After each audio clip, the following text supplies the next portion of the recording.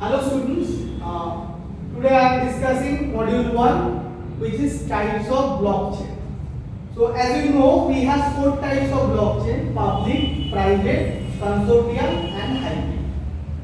Under public blockchain what we find is open and decentralized in nature, then transparency, security and application. Why it is open and decentralized? Because though it's offering to public, anybody can enter here, and regarding the decentralized mechanism we can access the control mechanism in that way. It is transparency because everyone may visualize the transaction and transaction history. It is secure so that we can apply some cryptographic technique. With the help of that cryptography we can secure the entire blockchain. Application, regarding the application we can find it in the mechanism of supply chain, healthcare and finance. Under private blockchain it is control because it's entire the company or particular organization they may use, and it is permission based because without permission nobody allowed to enter here. And here we find the control mechanism which is centralized. Though it's centrally controlled, that means the configuration part is highly secured. That's why somebody who are under this blockchain, they only access all these data sets. That's why it is highly privacy is there. Regarding the efficiency, the node connectivity is important, and the entire scalability is there so that we can move the transaction in a faster way.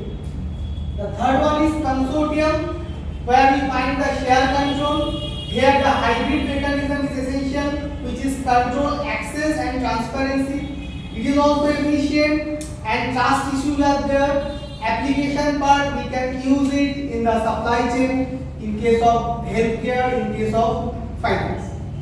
Regarding the hybrid, it is combining the features of public and private both.